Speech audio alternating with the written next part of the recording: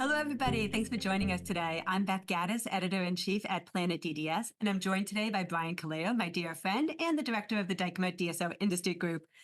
So, Brian, it is great to catch up with you. Tell me what has been going on. I know you've had a lot of bad weather in Texas lately. Yeah, well, we were dodging tornadoes last week, and yeah, it was a serious situation. 60-mile-an-hour winds, a lot of problems there. But the DSO world goes on, Beth. They don't care about tornadoes, and I could tell you, I had a fence blown over, and I got to get a new one. They don't care about that. We got to, here we are back with DSO news. Well, though, actually, I've heard of several practices that have been impacted by the bad weather. And so it's just one more thing to be talking about, making sure that you have a business continuity plan anytime. You don't know what's going to be The happening. thing is, on a serious discussion, with some of these weather events, whether you're, I don't know, climate change or whatever they say, the things that are happening now, if we are going to turn it into a serious like DSO type lesson, you got it makes the case for the cloud-based products. It really does, because if it, you might have a great server, but if a tornado tears through, your practice and rips your server and flies it 2 miles, up the road and obliterates it, I don't know where that leaves you. But the cloud-based products, I've been saying this for quite some time, with mudslides and floods and hurricanes down in Florida, plus the tornadoes we get here, it's really getting where, to protect yourself, I think the cloud-based products make a lot of sense. I agree. And, it's another thing too with making sure that you have the right kind of insurance and that you just really are looking at all of it. And I know you're going to be talking about that at Dykema in just a few weeks as well. Well, yeah, no, we covered that last time. I don't want to repeat, but we're really excited about the most powerful 3 hours in the history of the DSO industry. Well, there I go. I repeated it, but we're really excited, and it's five weeks away at this point. So we already have. We're looking at a record crowd. Based on we are ahead of where we are last year, and I think we're going to easily break our record. I think we were like 1,984 last year. I think we're going to easily break 2,000. Well, that is fantastic to hear. I feel like this year has gone by so incredibly quickly. And so I wanted to begin today just by talking about, how has the first half of 2024 gone? What have you been hearing and seeing? Yeah, it's been tough, I have to say. The cost of labor is up. The interest rates have not really abated. They've gone down a little bit. It seems like we're talking about the same things, but it's just until they go away, we're going to still talk about them. I'd love to get on one of these and not talk about interest rates, but you're asking me, I was on one of these in January, not just yours, a couple other shows I was doing, and they're asking me about it. And I said, the interest rates got to come down. They got to come down. And I was holding out what's proven to be, how should I say it, like a pipe dream of hope that first quarter it was going to get better. And then we were like, all right, it hasn't, but maybe in the second quarter. Well, here we are. The second quarter is now about, 3-4 weeks away.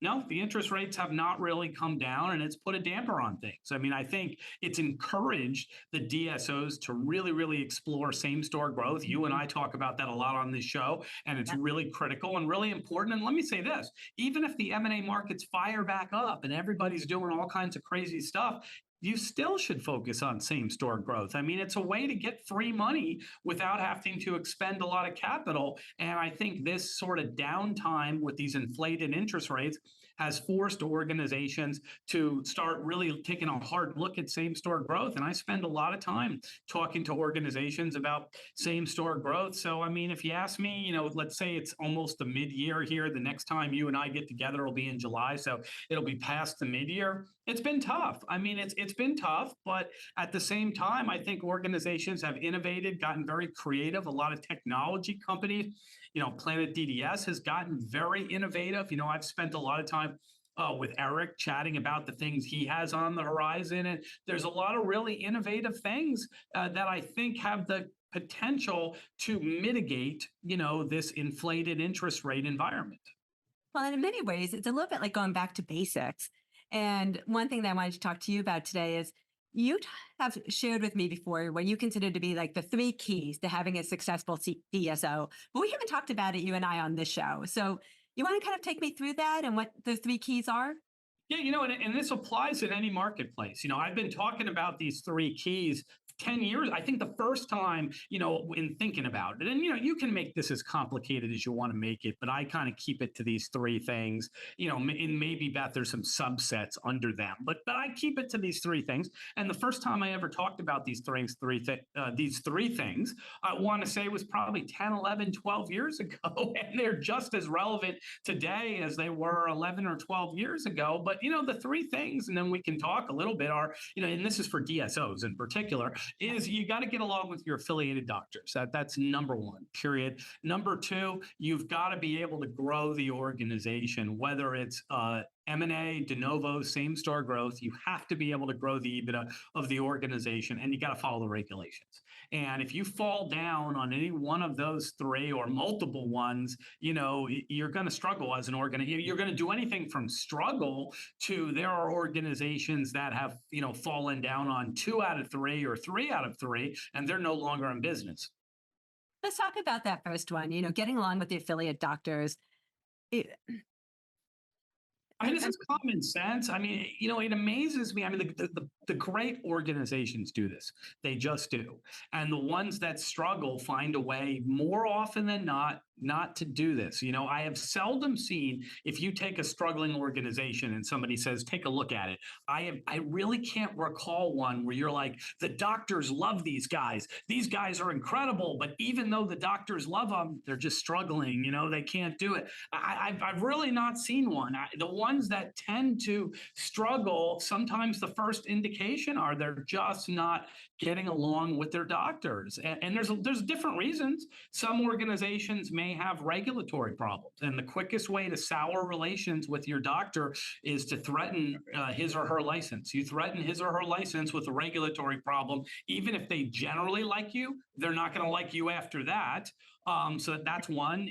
Two, it's not listening. Not trying to as much as possible accommodate the dentist. Now, sometimes dentists can get unreasonable, and you can't give them everything that they want. But you've got to have a healthy give and take to try to listen to the concerns, and from a clinical standpoint, make the organization as friendly as you can to your dentist. And some organizations just do this incredibly. We talked the last time about, Sam Zarabi and Jeff Adams on the culture thing at Dykema. Well, those are two examples right there that nobody does a better job than those guys. Other folks do good too. But I mean, those guys are incredible with respect to their culture, but if you don't do that, you're going to have bad doctor relations, and it just, and there's also things, there's been certain folks that are not experienced in the DSO industry, and maybe they invest and this is their first DSO, and they try to treat it like some other businesses. Because typically, Beth, if we're doing McDonald's or Burger King franchises, and I buy one, I own the thing, and everybody got to listen to me. And if you don't listen to me, I'll just fire you, and that's like it. In the dental field, that's not the way it is. The DSOs have a contractual relationship where they provide non-clinical support services, but they're not allowed to practice dentistry, and they're not allowed to interfere with the practice of dentistry. So when you've got the clinical side of the organization, you have to be careful as to how you interface with that organization. And if you don't do it, apart from the regulatory, we haven't even talked to the regulatory, you're not going to have good doctor relations. And if you don't have good doctor relations, a 1 or 2 doctor problem, because we all know all these dentists love to talk to each other, a 1 or 2 doctor problem becomes a 50 doctor problem in about a week or something after they call all their friends up. So it's really important, that you get along with your affiliated doctors. Ryan, have you seen a difference between DSOs that are led or founded by a doctor versus the ones that are not doctor-led? Mostly, yeah. I mean, there has been a couple examples, and we can't name names on this show. I wish we could. Oh, come Yeah, on, Brian, do I it. can't. Not on this stuff. I can't. But there's a couple examples where they were founded by doctors, and they did a lousy job anyway. Maybe because they felt like they were doctors, they knew better than the other doctors. So I shouldn't say every doctor-founded organization, has done a great job. But yeah, mostly the dentist-founded organization organizations, do, by and large, a pretty good job of getting along with their, affiliated dentists. There's been a couple examples that have to remain nameless where they didn't quite get it right, but mostly. But there's no reason, even if you're not a dentist-founded organization, you're a private equity or family office or other investor-founded organization. There's no reason you can't have outstanding dentist relations. You don't have. I mean, it doesn't. Maybe it helps a little bit if you're a dentist, but mostly you've got to listen and collaborate. And the attitude's got to be, we're here to collaborate, not dictate. And the organizations that do that do better, whether they're non-dentist founded or dentist founded. It's funny. I have almost like this little like side cottage industry going on, and I mean I don't charge for it or anything, but people keep reaching out to me saying like, "Hey, like we've brought some people into the C-suite that are coming from other industries, and would you mind just talking to them for 45 minutes and just kind of giving them the lay of the land?" Because obviously I was in the DSO space before I went into the vendor space, and it's really fascinating. One of the things that I start off by telling them is like it's more personality driven than any other business that I can think of. And then, It's so relationship driven. And, I've dealt with, thousands of dentists in my time, both as my clients and on the opposite side, negotiating things with them on behalf of DSOs. And what I found is, you gotta, if you give them respect and you treat them like a partner that you're collaborating with, it goes better. Even in adversarial situations, I'll say, look, I can't do that for you, but I'm here to try to, sit here and collaborate and try and solve this and try and problem solve with you, but I can't do what you're asking, but I'll try to do some other things. If you take that kind of attitude, it goes a lot better than just saying, look, this is the way it is. well, absolutely. And one of the other things I always try to like share with them is that when you come at it from an educational point of view, that and I truly believe this, pretty much you take any doctor, they are smart people and they could have gone into business. They could have gotten their MBA. They could have been a CEO of a company if they had decided to, follow that path, but they chose instead to go into, healthcare. But they didn't learn how to do HR. They didn't learn how to run a business. They didn't learn, about EBITDA and P&Ls and everything else that you need to run a successful business. And so if you're coming into it from a different organization, you're like, why don't they know this? Everyone I've ever worked with in my other careers, has already known this. It's because they literally did not have that same training that most business people have. Well, it's the same with me. When I'm seeing a doctor or a dentist, I say, look, I don't have your training, but don't treat me like I'm some type of idiot. Like, tell Right. me what you found in my mouth or in my body and what you think and why and what the options are. And I'm smart enough that after you educate me, we can make a good decision. Don't just be like, look, little man, you got this, you got to have to do this. Too bad, too bad. And oh, I got to go. And they're running out of the, I mean, don't do that. Tell me like, Right. hey, we ran an x-ray. This is what we see, and these are the options, and these are the pros and cons, and let me sort of decide it. And what I found when I'm negotiating with dentists on behalf of the DSO, if you educate them and you have good, sound business reasons for the things you are doing, I'm sure there's some instances where they say no to me, but I have an outrageously high success rate if I can sit down and make, the business case. But it's Mhm. relationship. You have to treat Yeah. them with respect. You have to sit there and it's the right thing to do and explain it to them and treat them like they're a collaborator with you. And Beth, what I always say to everybody on, this matter of doctor relations is if you have poor doctor relations, the best thing that can happen to you is your production's going to be way down. That's the best thing, meaning you're not getting sued or you're not in some lawsuit, but they're just unhappy and their production's down and they don't care. And that's not a good thing, but that's the best thing. The worst thing is your production's down. They told all their friends. Now everybody's mad at you. And then Yeah. next thing you know, you could have legal actions and all kinds of crazy things going on. I've seen it over and over again in the almost 30 years I've been here.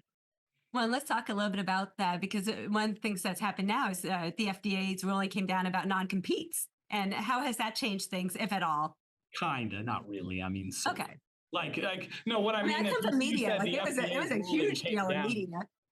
Beth, I like to give you a hard time. You said the FDA's ruling came down, and I'm like, well, kind of, because you have years of litigation left. If this is like a boxing match, the bell just rang. Like somebody rang and they danced around. Maybe somebody jabbed somebody for a second, but nothing's gone on in this fight yet. You got 10 rounds, and, maybe like a minute of the first round has gone by or something. The Chamber of Commerce sued immediately, like I said. And, this is, I mean, my honest opinion as an attorney without politicizing it is it's overreaching. I don't, the FDA, if Congress passed a law, that would be very different.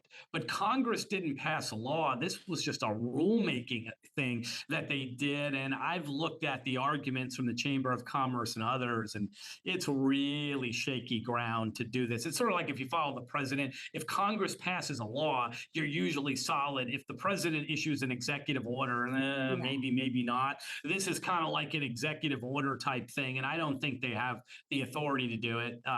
There's already litigation pending. I think you're going to get an injunction. You're going to see this thing tied up for a long time. And I can tell you, if a Republican gets elected president, it's going to go away. You'll never hear of this again. If a Republican doesn't get elected president, it's going to work its way up to the U.S. Supreme Court over probably the next 5 years or something. Mhm. And just based on how conservative this court has been, I'm saying the U.S. Supreme Court, and how pro-business they've been, I don't think they're going to be big fans of this rule. So, we got a 10-round boxing match here, Beth. The bell just rang and somebody did a little jab, and that's all we are. Nothing's really happened yet in this fight.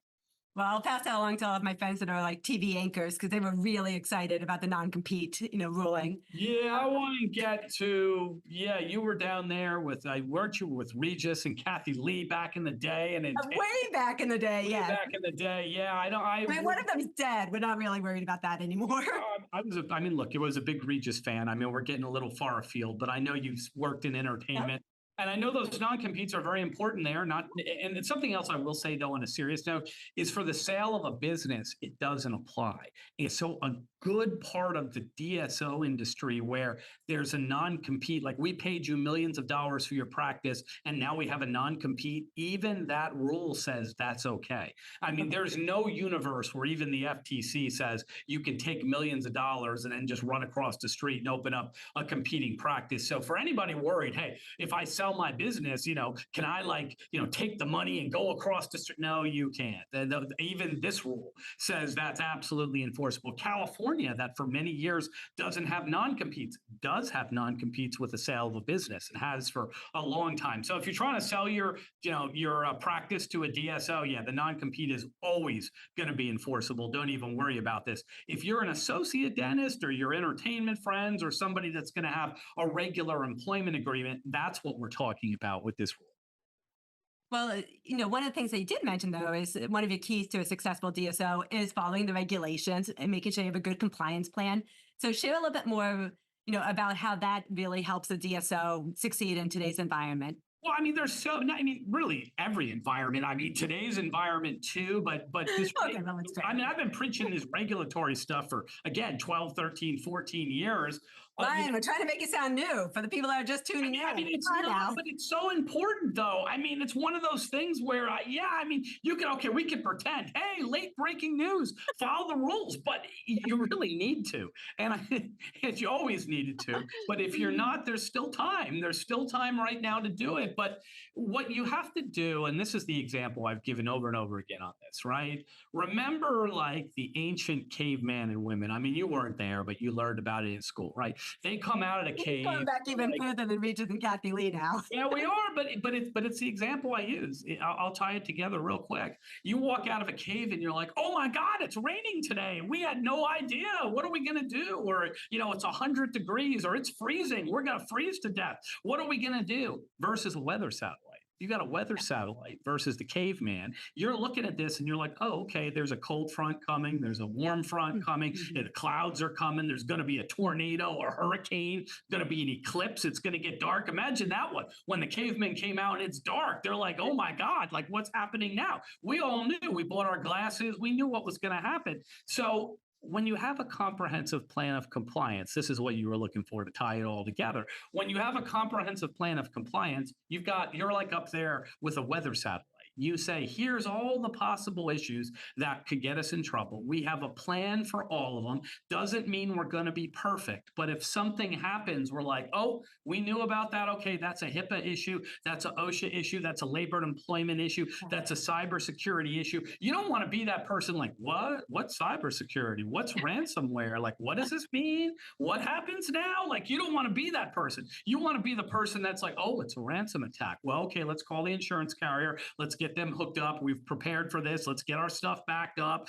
This really sucks that this is happening to us, but we knew it could happen. We knew it was a possibility. Let's, roll out our plan. You want to be that person. That's like a weather satellite person. The caveman or the cavewoman walks out of the cave and they're like, oh my God, what happened here? It's nighttime all of a sudden. It's hot. It's warm. It's raining. We had no idea this was going to happen. And if you don't have a comprehensive plan of compliance, you a little bit are like prehistoric times. You're just walking out of the cave and anything could happen that day. You got no idea, what's around the corner. Other than like cybersecurity, I mean, where do you think people kind of like screw up the most? Like they just don't realize that either how they're structuring the DSO or something that they've put, maybe it's with Medicaid, something that they're doing that just is wrong. And maybe out of ignorance. I'd say the top 3 or 4. There's probably 100 things to worry about, but there's about 15 that hit over and over again. There's 85 that, you should have on a list somewhere, but there's probably, are we on or off here? What happened? Well, can you still hear me? Because Yes. the screen went blank or something. I don't know, but if everybody can still hear me, I can still hear you. all right, that was I'm very waiting. strange. I'm waiting Very with strange bated what breath. happened there.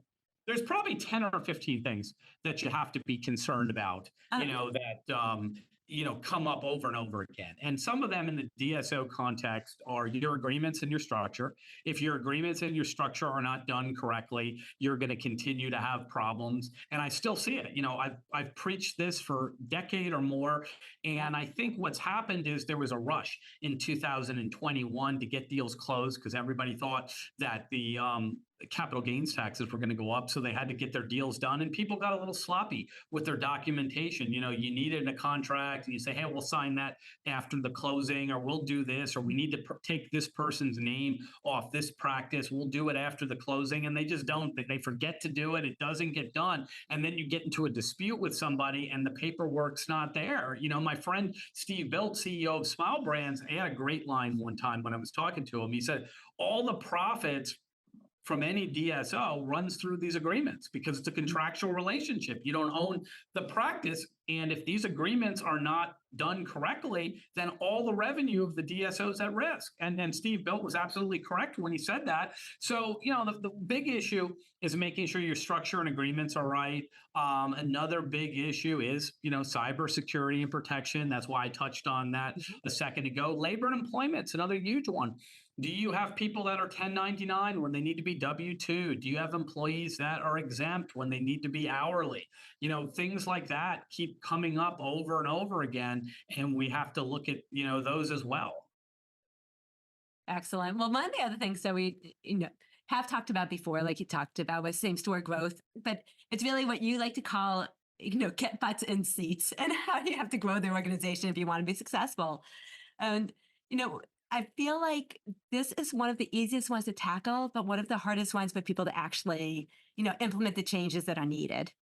Yeah, it's one of those where we know what the solution is, but we just, how are you going to do it? It's sort of like I was joking with somebody last week. I can't remember, but I was kidding on this point where I said, let's say, we all, you want to lose 10 pounds or something. Of course, not you, Beth. You don't need to lose anyway. You're just awesome. But the rest of us, you got to lose a little weight or something. If we know what the formula is, eat less, just eat less, go on this diet and but try doing it in real life. The first time somebody eats ice cream in front of you or something. Yeah. You see what the willpower is, but we know what the formula is. If somebody walked up to you and said, hey, go on 1,000-calorie diet and you'll be down to your weight, and do that for 3 months and your weight will be perfect. Yeah. Okay. We figured it out, but doing it is really, really hard. Well, it's the same thing with this. The way you grow an organization is M&A, de novos, and same store growth. We know what it is, but it's complicated in as much as you have to figure out, if you're doing M&A activities, it's very hard right now with the interest Yeah. rates, but if you're doing them, you got to pick the right partners. If you pick the wrong partners, it sets you back. You might think, oh, we did this deal, we acquired this EBITDA, and then you spend the next 18 months fighting with the dentist or trying to integrate and assimilate them, and it takes up all your time that you could be doing other things, and it puts a big drain on the organization. Same thing with de novos. You do them correctly, they turn a profit in 90, 120 days. You do them wrong. I've got clients that call me that say, hey, we're just now breaking even after 3 years on our de novo. Not, or still losing money. Not Wow. a good thing. And obviously on same store growth, there are a lot of really good options, but you got to pick the best ones for your organization. So it takes a lot of time and effort to figure out, M&A, picking the right partner and how to do it, de novos, how to do it, and same store growth. And for same store growth, we have been talking about, automation, APIs, using technology to really, to its fullest benefit now. Is that still what you're really recommending to the clients that you work with? You know, Yeah, you have to figure out. Here's what I would say. There's probably 10, 15 things that could Okay. theoretically increase your same store growth. Different products across different areas, Yeah. artificial intelligence being my favorite, but a lot of different ones. You have to figure out, what can I tackle? What's going to work for me? Because the two biggest obstacles to any of this stuff are resistance. What do they call it? Change management, that term. Resistance by employees to adopt what needs to be adopted, and lack of integration, meaning this is a great idea, but it's not integrated with my system. For example, let's say, you're on Denicon. And you got to look at that. And I've had great conversations with Eric where I'm like, Eric, we got to have open architecture. We got to get it. Fine. Just in case anyone doesn't know, Eric is our CEO at Planet DDS. Yeah, I go right to the That's top, you. even though I go right to the top. But But usually you talk to me, but in this particular case, we on don't. this one, because I don't think, Beth, you can like rewrite their whole algorithm. I'm working on it. I'm working on it. I prefer to deal with Beth, just for everybody listening, but I don't think Beth can rewrite their whole algorithm. So on these things, unfortunately, I got to go to the CEO, and his name's Eric. And when I talk to Eric, sometimes I say, we got to have open architecture, because, we can't just have it. And it's not just, by the way, Planet DDS. It's, the other systems out there.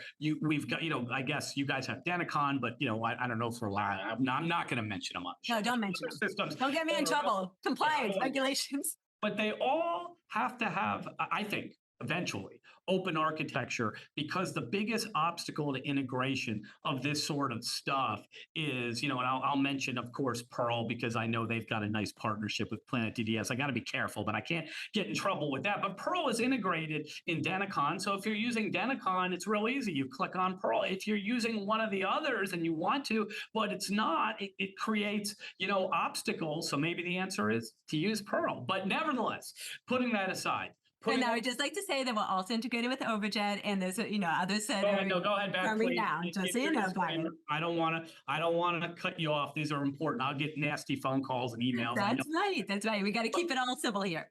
We do, but my point is, if something's integrated there, Yep. it's really easy to do it. If you got to open another viewer box or do something else, it becomes, much more complicated. And by the way, I'm very happy to hear that. Notwithstanding that most people, and I'll disclose it on the show, I'm an advisor to Pearl, and most people know that. But putting that aside, it's the right decision to have that other stuff integrated, because you don't want to get a customer that wants to use something else and they can't do it because it's not integrated. So how this ties into our bigger conversation is, people are more than likely going to adopt the things that are integrated with their, PMS system and other things. So you got to look at your organization. And for example, if you use Denicon, you got to say, hey, what's going to work best with Denicon? Let me start there and adopt as many of those things as I can. And if I was advising you, that would be the path. I wouldn't jump right off and do something that's not integrated first, because it might be challenging and the staff might resist. I would do the low-hanging fruit first. I would say, hey, in my example, we use Denicon. Let's look at what's integrated with Denicon and let's start using those things, because that's going to be the easiest thing to convince the staff to utilize. And once they start to see success with that, then you can branch out and do other things. Well, you'll be very excited. We're waiting until you get through, the Dykema conference. We know you have a lot on your plate, but then we'll show you all the really cool things that we're doing. We're actually unveiling a bunch of them tomorrow to a group of really good friends that you and I have in common. So really excited about that.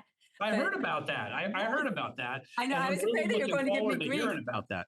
I thought you were going to give me grief about not having enough No, on no. California Listen, tomorrow. I am totally. I used to. If you, 10 years ago, Yeah. I wasn't as up to date on technology, but since I really started doing the deep dive, say 5 years ago, in Yeah. this technology, I've completely become a fan of all this stuff, and I love to sit there and hear about all the new things because I really think with Beth, we've talked about this with shortages of staff, Yeah. shortages of dentists. Technology is going to be the great equalizer here. You're going to have a lot of dentists retiring in the next 10 years. This is the best way to equalize things and do the same with less staff. So I always love hearing about, new technology. Absolutely. Well, I just wanted to say that I'm going to be at Dykema, so Wednesday, July 10th through Friday, July 12th, for the most powerful 3 hours in the DSO industry. Oh, yeah. Beth, you do it better than me. You do it better than me, and you can do that anytime because. And I was working on that today with some of our panelists. I cannot tell you how excited I am about that and how really cool it's going to be. It's going to be fantastic. And for those of you who have not been to Dykema before, I personally recommend flying in on Tuesday just because you do have like what 4 or 5 different breakout sessions on Wednesday before the official conference even begins. And And it's really Beth, fantastic. you got to talk about Woman in DSO. You can't miss that, and that's on Wednesday also. Yeah. It's 4 to 6 o'clock, the Ascension event for Yeah. Woman in DSO. Really, really exciting. Also, I know you've been a big supporter of Woman in DSO, so we It's the don't want beginning. to not mention that. Well, fantastic. Thanks so much for joining me today, Brian. It's fantastic. And I look forward to talking to you. I think our next one is going to be early July, like right before I'm your. going to be at Dykema, but it'll be a few days before. I'll be at the Gaylord, and then we'll have some really exciting things to talk about. But I I don't. can't wait. I'm really excited for that. Well, thanks for hopping on with me today. Have a great day. All right, Beth, take care. And for anyone who would like to learn more about Planet DDS, please go ahead and scan this QR code. From great information from dental industry experts such as Brian Colao to technology that can make your life easier, you can depend on Planet DDS. Thanks so much for joining us.